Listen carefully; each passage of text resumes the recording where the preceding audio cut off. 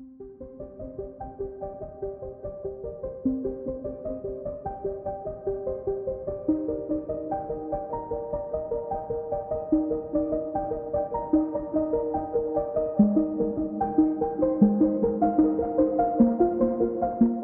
brothers and sisters in Christ, I can identify many troubling things in the world and in culture, but one thing that particularly bothers me when I see it, whether it's when crimes are committed or acts of violence, is often when you see a video, when one is found of something happening, you'll notice a group of bystanders that are either doing nothing or are busy trying to film it on their phones.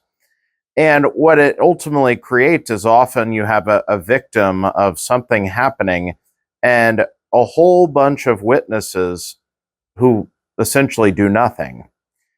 And this gets to the problem that Jesus addresses in today's parable, or the parable in today's gospel, of the rich man and Lazarus.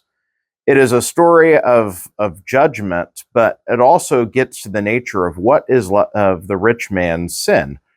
Like most of Jesus's parables, most of the characters are not named; they're just referred to as types of people.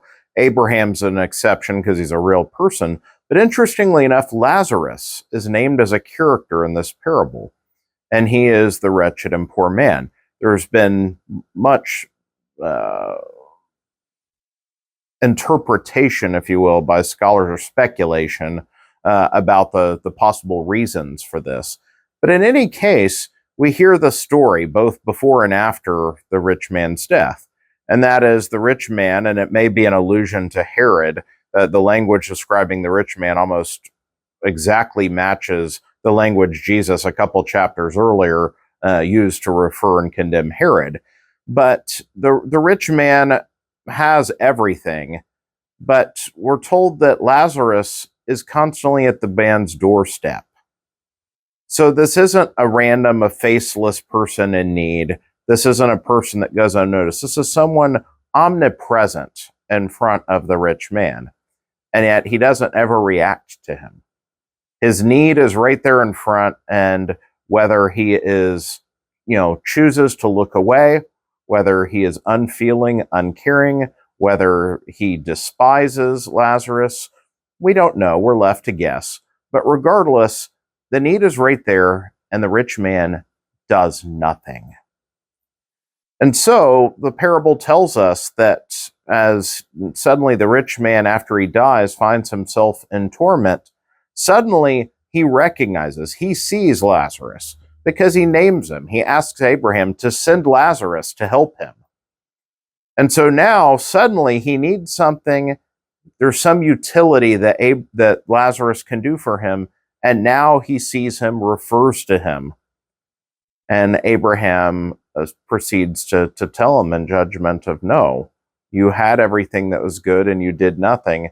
But now for all the suffering that Lazarus went through, he is now comforted. So the parable plays out, but what I want to identify for our purposes for Lent is the sin of the rich man, which is his utter lack of concern or charity. He does nothing. We're not told that he kicks Lazarus or spits on Lazarus or anything like. He just ignores him. He does nothing. The need is right there in front of him, but he does nothing. Is this not the opposite of what charity is? If caritas, if true charity is a love that is not self-interested, but a self-giving love, then to do nothing unless it is self-motivated is the very opposite of charity. It's usage. We too can be guilty of this in our own lives.